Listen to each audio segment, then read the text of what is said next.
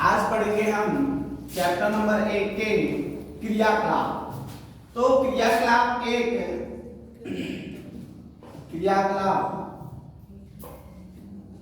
जो एक्टिविटी होती है, क्रियाकलाप हम पहले चैप्टर के लिए पढ़ रहे हैं। तो पहले चैप्टर का पहला क्रियाकलाप यह है कि यदि आपको 3 से 4 सेंटीमीटर का कोई रिबन दे दिया जाए, मैग्नीशियम रिबन जो 3 से 4 सेंटीमीटर का है, 3 से 4 सेंटीमीटर का एक रिबन है। इस रिबन को यदि हम बर्नर पर क्या कराएं, दहन कराएं, तो क्या होगा? तो देखिए, सबसे पहले तो हमें याद रखना है कि ये रिबन वायुमंडल की उपस्थिति में रहता है। तो वायुमंडल की उपस्थिति में रहता है तो इसमें धूल कण वगैरह जमे रहेंगे। तो हमें क्या करना पड़ेगा कि एक रेगमाल की सहायता से,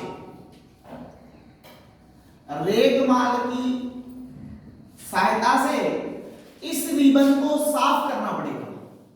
अब आप कहोगे सर, रेगमाल की सहायता से इस रिबन को क्यों साफ करना है?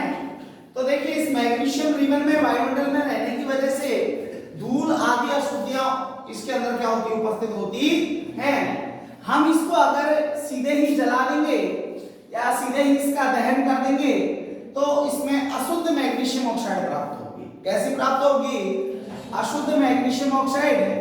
इसलिए हम क्या करेंगे, इस रिबन को सबसे पहले रेगमाल की सहायता से क्या करेंगे, साफ करेंगे। अब रेगमाल की सहायता से जब इसे हम साफ करेंगे तो इसके ऊपर लगी हुई जो अशुद्धियां हैं वो हट जाएंगी। अब हट जाने पर जो मैग्नीशियम का रिबन है, ये किसका रिबन है? मैग्नीशियम का रिबन है। इस मैग्नीशियम के रिबन को हम क्या करेंगे, ऑक्सीजन की उपस्थिति में, क्योंकि किसी भी चीज का दहन करते हैं तो वहां किसकी उपस्थिति होती है? ऑक्सीजन की। अब आपको पता है, जब मैग्नीशियम ऑक्सीजन से क्रिया करेगा तो मैग्नीशियम पर प्लस के दो, ऑक्सीजन पर माइनस के दो, तो बराबर होने के कारण इसको हटा देंगे। मैंने कहा था जब दोनों संख्या बराबर हो प्लस माइनस में तो हटा देते हैं और नो का लिख देंगे, तो आ जाएगा MgO। अब यहाँ पर 2 लगाएंगे क्योंकि 2 हैं, तो यहाँ पर भी क्या लगा देंगे 2। तो हमारा जो समीकरण बन के आएगा वो बनेगा 2Mg प्लस O2 और यहाँ 2MgO। अर्थात जब हम मैग्नीशियम को ऑक्सीजन की उपस्थिति में गर्म कराते हैं या दहन कराते हैं तो हमारा मैग्नीशियम ऑक्साइड प्राप्त होता है, जो श्वेत रंग का चूर्ण है। जो क्या है? श्वेत रंग का क्या है? चूर्ण है। कंप्लीट हुआ। तो हमारा क्रियाकलाप यही था कि अगर आपको एक मैग्नीशियम रिबन दे दिया जाए और उस मैग्नीशियम रिबन को आप क्या करें, 3 से 4 सेंटीमीटर का मैग्नीशियम रिबन है, इसको आपको क्या करना है, दहन कराना है बर्नर पर, तो क्या होगा? तो अपने सभी लोग जानते हैं कि रिबन अगर वायुमंडल में है तो उसे साफ करेंगे रेगमाल की सहायता से, और जब रेगमाल की सहायता से साफ करेंगे तो उसकी अशुद्धियां हट जाएंगी, और उसके ऊपर लगी अशुद्धियां हटने पर हम उसका क्या करेंगे, ऑक्सीजन की उपस्थिति में दहन कराएंगे और हमें मैग्नीशियम ऑक्साइड प्राप्त होगा। और मैग्नीशियम ऑक्साइड कैसे रंग का होगा? श्वेत रंग का चूर्ण होगा। कैसे रंग का चूर्ण होगा? श्वेत रंग का चूर्ण होगा। तो ये बात आपकी समझ में आ गई होगी क्रियाकलाप 1 में। और ये क्वेश्चन भी पूछा जाता है कि मैग्नीशियम को जलाने से पहले, मैग्नीशियम के रिबन को जलाने से पहले उसे साफ किया जाता है। उसे क्या किया जाता है? साफ। क्यों किया जाता है पता चल गया, क्योंकि इसमें वायुमंडलीय अशुद्धि होती है, ठीक है, और रेगमाल की सहायता से उन बाहरी अशुद्धियों को क्या कर दिया जाता है, निकाल दिया जाता है। ठीक है जी। तो ये हमारे एक रिएक्शंस बन के आएगी पहली क्रियाकलाप के लिए। अब चलते हैं क्रियाकलाप नंबर 2। क्रियाकलाप नंबर 2 क्या कहता है? वो कहता है एक फ्लास्क में आप KI ले लीजिए। अब यहां पर एक कह रहा है कि आप एक परख नली में ले लीजिए, एक टेस्ट ट्यूब है, आपसे कह रहा है कि एक परख नली, मान लो ए परख नली, दो परख नली हम पर ए और ए बी। ए परख नली के अंदर,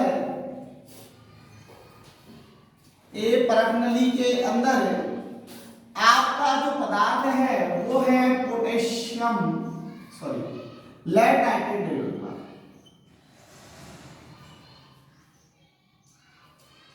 लेड नाइट्रेट। हाँ, ए परख नली के अंदर क्या है, लेड नाइट्रेट, और बी परख नली के अंदर,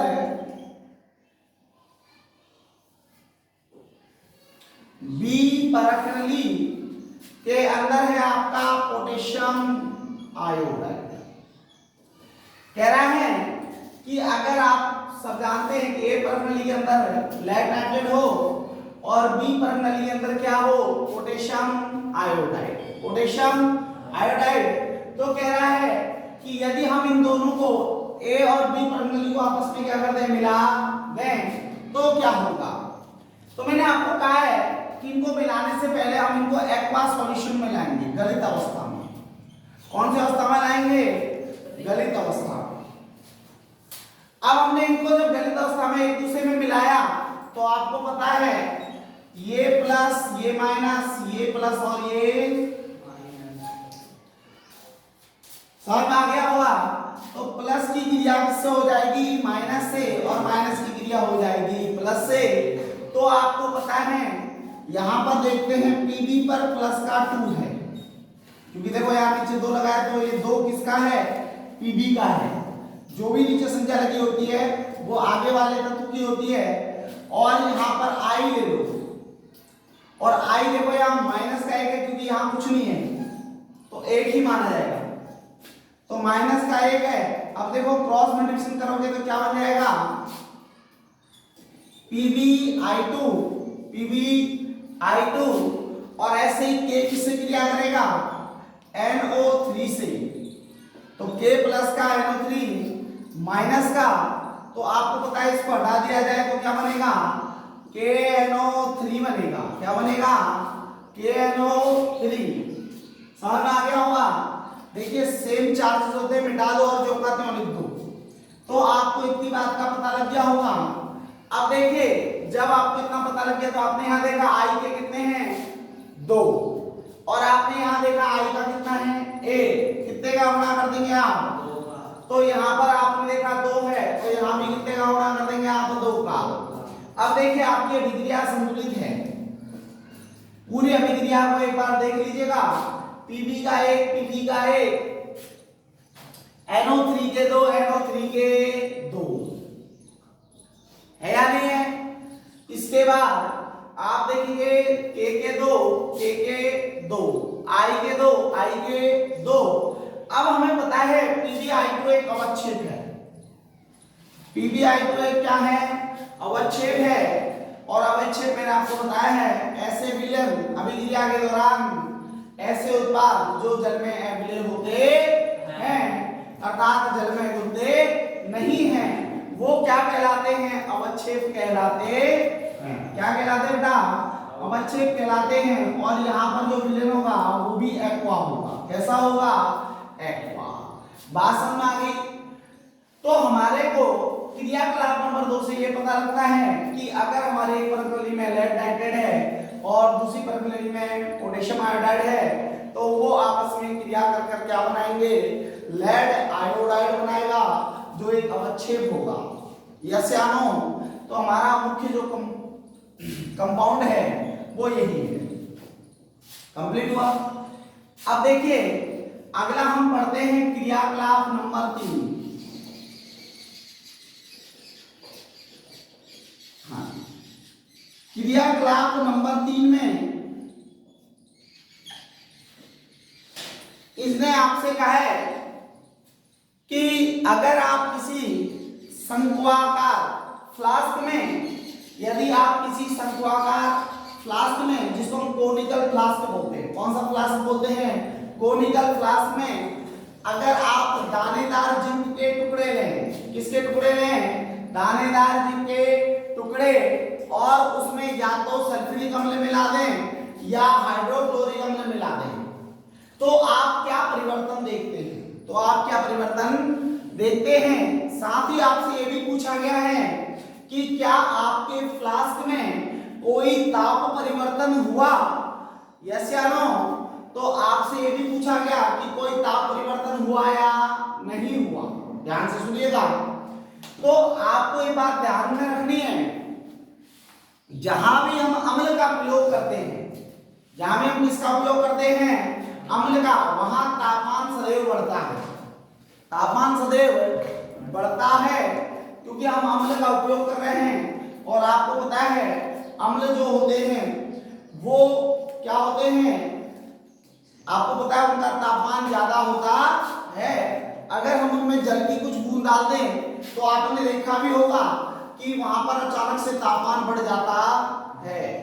तो हम यहाँ पर देखते हैं ऊष्माक्षेपी होते हैं कौन, अम्लीय विलयन। अम्लीय विलयन कैसे होते हैं, ऊष्माक्षेपी। और जब ऊष्माक्षेपी विलयन होगा तो पदार्थ गर्म होगा, यानी जो पात्र है हमारे पास है ना, जो पात्र है वो क्या हो जाएगा, गर्म हो जाएगा। और अगर हमारे पास ऊष्मा शोषी विलयन है तो पात्र ठंडा हो जाएगा। पात्र क्या हो जाएगा, ठंडा हो जाएगा। तो क्रियाकलाप 3 में यही कहा गया है कि हमारे पास एक शंक्वाकार फ्लास्क है और उस फ्लास्क में जिंक के दाने हैं। जिंक के दाने, दानेदार टुकड़े, मान लो दानेदार टुकड़े हैं।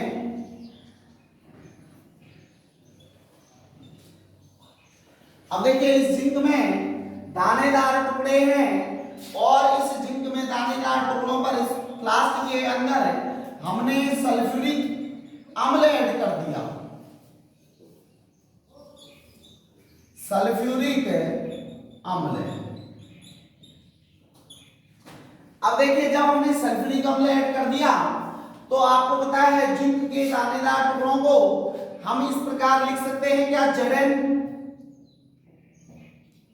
अब दानेदार टुकड़े तो ठोस अवस्था में होंगे, दानेदार टुकड़े तो कैसी अवस्था में होंगे, ठोस अवस्था में। प्लस यहां पर जो सल्फ्यूरिक अम्ल लिया गया है वह तनु सल्फ्यूरिक अम्ल है। कौन सा है, तनु। क्योंकि 2 प्रकार के सल्फ्यूरिक अम्ल आपको मिलते हैं क्रिया के दौरान। देखिए हम कई बार पढ़ते हैं प्रबल क्षार दुर्बल क्षार, पढ़ते हैं। इसी प्रकार हमारे पास अम्ल भी 2 होते हैं, प्रबल अम्ल और दुर्बल अम्ल। तो हम यहाँ पर दुर्बल अम्ल यानी कि तनु सल्फ्यूरिक अम्ल का क्या करेंगे, उपयोग करेंगे। ठीक है, हालांकि सल्फ्यूरिक अम्ल प्रबल होते हैं लेकिन यहाँ पर तनु का मतलब क्या हो गया, आपको पता लग जाए। यहाँ पर H+ आयनों की संख्या थोड़ा सा क्या होगी, कम होगी। कैसी होगी, कम होगी, क्योंकि शांत सल्फ्यूरिक अम्ल में H+ आयनों की संख्या क्या होती है, ज्यादा होती है। कैसी होती है, ज्यादा। तो देखिए तनु सल्फ्यूरिक अम्ल अगर हम यहाँ पर लेंगे तो देखो तनु सल्फ्यूरिक अम्ल, इसको हम डाइल्यूट भी बोलते हैं, डाइल्यूट H2SO4। अब देखिए जब ये क्रिया करेगा तो क्रिया करने पर आपने देखा कि क्या बनेगा, ये प्लस और ये माइनस बनेगा, नहीं बनेगा। तो आप वैसे भी जानते हैं, देखिए आपको पता है जिंक अधिक क्रियाशील है और हाइड्रोजन कैसी क्रियाशील है, कम क्रियाशील। सभ्यता श्रेणी पढ़ाई थी, उसमें मैंने कहा था कि जिंक कैसी है, अधिक क्रियाशील है और हाइड्रोजन उसके प्रति कम क्रियाशील है। तो अधिक क्रियाशील कम क्रियाशील को उसके विलयन से प्रतिस्थापित कर देगा। तो हमारा क्या बन जाएगा, ZnSO4 और क्या बन जाएगा, और यहां पर बन जाएगा H2S गैस। कौन सी गैस बन जाएगी, H2S गैस। कौन सी गैस बन जाएगी, H2 गैस। कौन सी गैस बन जाएगी, H2, क्योंकि हाइड्रोजन गैस बाहर निष्कासित हो जाएगी। इस विलयन में हाइड्रोजन गैस क्या होती है, बाहर निष्कासित होती है। कहां निष्कासित होती है, बाहर की ओर क्या हो जाती है, विष्कासित हो जाती है। ये हमारा क्रियाकलाप 3 है और क्रियाकलाप 3 में हमसे यही पूछा गया है। अब हमसे पूछा गया तापमान में क्या परिवर्तन होगा, हमसे क्या पूछा गया तापमान में क्या परिवर्तन होगा। तो देखिए आपसे पूछा है शंक्वाकार फ्लास्क के तापमान में क्या कोई परिवर्तन आएगा, तो आप कहोगे जी हाँ, क्योंकि तापमान बढ़ जाएगा। तापमान क्या हो जाएगा, बढ़ जाएगा। यस या नो, अरे हाँ या ना, क्यों बढ़ेगा, मैंने आपसे पहले ही बता दिया। शर्त ये होती है अगर विलयन में अभिकारक में अम्ल है तो वह ऊष्माक्षेपी प्रक्रिया प्रदर्शित करेंगे। कौन सी प्रक्रिया, ऊष्माक्षेपी। और ऊष्माक्षेपी प्रक्रिया प्रदर्शित करते ही क्या हो जाएगा, प्लास्टिक का तापमान बढ़ जाएगा। तो हम इसीलिए लिख देंगे कि यहां पर शंक्वाकार जो फ्लास्क है, शंक्वाकार फ्लास्क है, इस फ्लास्क का तापमान बढ़ जाएगा, तापमान बढ़ जाएगा।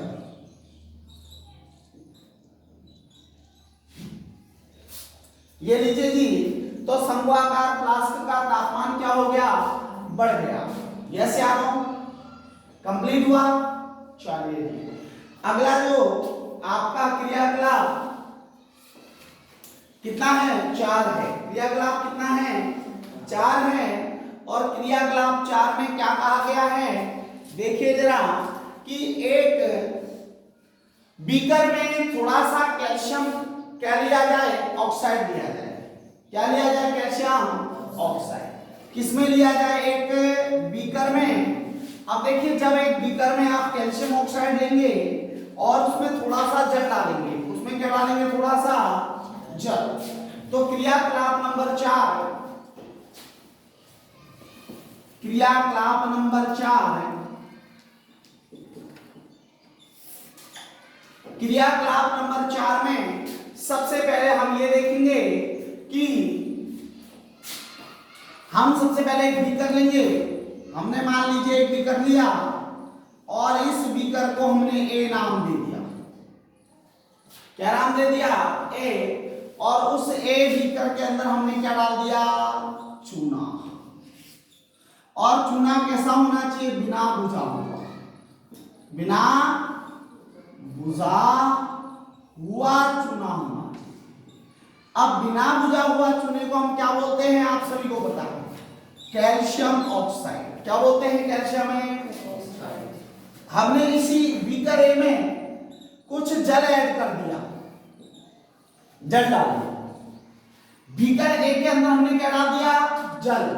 अब आपको पता है जब बिना बुझे हुए चूने में जल डलेगा तो आपको एक बात महसूस हुई होगी, कभी आपने अपने सामान्य अपने घरों में भी देखा होगा कि हम बाजार से चूने को खरीद के लाते हैं और उसको अपने किसी भी घड़े में या किसी में भी डालते हैं और ऊपर से जल डालते हैं। तो आपने देखा होगा एक गैस उत्सर्जित होती है जो बुदबुदाहट के संग होती है। किसके संग होती है, बुदबुदाहट के संग ऊपर की ओर आती है। ये गैस कौन सी है, ये गैस CO2 है। कौन सी है, CO2। क्योंकि आप देखिए बुदबुदाहट के साथ 2 गैसें बाहर निकलती हैं। बुदबुदाहट के साथ कितनी गैसें बाहर निकलती हैं, 2 गैसें बाहर निकलती हैं। एक गैस जो होती है वो होती है आपकी हाइड्रोजन और दूसरी गैस होती है कार्बन डाइऑक्साइड। अब आप कहोगे सर अगर दोनों गैसों का पता करना हो तो कैसे पता करें कि बुदबुदाहट से CO2 भी निकलती है और हाइड्रोजन भी निकलती है, फिर पता कैसे चलेगा हाइड्रोजन है या CO2। तो आप क्या करेंगे, जलती हुई तिल्ली को उस गैस के संपर्क में ले जाएंगे। अगर वह गैस तिल्ली को बुझा देती है, जो माचिस है उस माचिस की तिल्ली को क्या करती है, बुझा देती है, तो हमें तुरंत कंफर्म हो जाता है कि ये CO2 होगी। क्या होगी, CO2। क्योंकि CO2 एक ऐसी गैस है जो किसी वस्तु को क्या करती है, जलने में सहायता प्रदान नहीं करती है। कंप्लीट। अब देखिए अगर वहां पर हाइड्रोजन गैस है, कौन सी गैस है, हाइड्रोजन, तो जैसे हम तिल्ली ले आएंगे तो फट फट की ध्वनि जिसको हम पॉप साउंड बोलते हैं। कौन सा साउंड बोलते हैं, पॉप साउंड है। कौन सा साउंड है, पॉप साउंड है।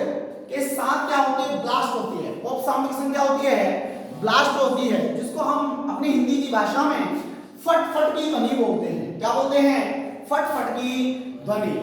इतनी बात आपकी समझ में आ गई होगी। तो देखिए जब हमने बीकर में बुझे हुए, बिना बुझे हुए चूने में क्या डाल दिया, जल डाल दिया। तो जब हमने इसमें जल डाला तो आपको पता है H2O। अब ध्यान से सुनिएगा। अब आपने कहा सर यहां तक ठीक था, तो देखिए बेटा जब भी जल क्रिया करता है, ध्यान से सुनना, जल डायरेक्टली क्रिया नहीं करता। जल को हमें क्या करना पड़ता है, इस तरह से प्लस और माइनस में चेंज करना पड़ेगा। प्लस और माइनस में क्या करना पड़ेगा, चेंज करना पड़ेगा। तो आपको पता है ये प्लस और ये माइनस। अब देखिए जब ये इससे क्रिया करेगा, प्लस की क्रिया माइनस से, तो आप सभी लोग जानते हैं Ca पर यानी कैल्शियम पर ऑक्सीजन अवस्था यानी ऑक्सीकरण अवस्था कितनी होती है, 2। कितनी होती है, 2। और OH पर कितनी होती है, माइनस के 1। क्रॉस मल्टीप्लिकेशन करेंगे तो CaOH की होले ट्वाइस यानी कैल्शियम हाइड्रोक्साइड आएगा। क्या आएगा, कैल्शियम हाइड्रोक्साइड। अब आप तुरंत समझ जाओगे कि भाई यहाँ पर O के कितने हैं, 2, H के भी कितने हैं, 2। यहाँ H के 2 और O के कितने हैं, 2। इसका मतलब आपको आगे और कुछ करने की जरूरत नहीं है। बस आपको यही बात समझनी थी कि ये H को कैसे क्रिया करता है और हमारा जो कंपाउंड है, जो हमारा प्रोडक्ट है वो कैसे बनता है। इसका नाम है कैल्शियम हाइड्रोक्साइड। क्या है, calcium hydroxide. Calcium hydro oxide, ये इस कंपाउंड का नाम है। ये इस कंपाउंड का क्या है, नाम है। तो आपको ये बात पता चल गया कि अगर इस प्रकार की प्रक्रिया करें तो क्या होगा। अब यहां भी अगर आपसे पूछ ले कि बीकर के तापमान पर क्या प्रभाव पड़ेगा, बीकर के तापमान पर क्या प्रभाव पड़ेगा। देखो आपके सामने ये सारी रिएक्शंस हुई है। आपने अपने घरों में, अपने घर के अंदर जो घड़े हैं, बाल्टियां हैं, उन पर चूल्हे को कभी क्या करा होगा, जल डाला होगा, तो वो गर्म हो जाती है ना। क्या हो जाती है, गर्म हो जाती है। तो यहाँ पर भी बीकर का तापमान क्या हो जाएगा, बढ़े जाएगा। बात समझ में आ गई होगी। तापमान क्या हो जाएगा, बढ़े जाएगा। इस बात को आप समझ सकते हैं। तो हमारा क्रियाकलाप नंबर क्या था, 4। क्रियाकलाप नंबर कितना था, 4।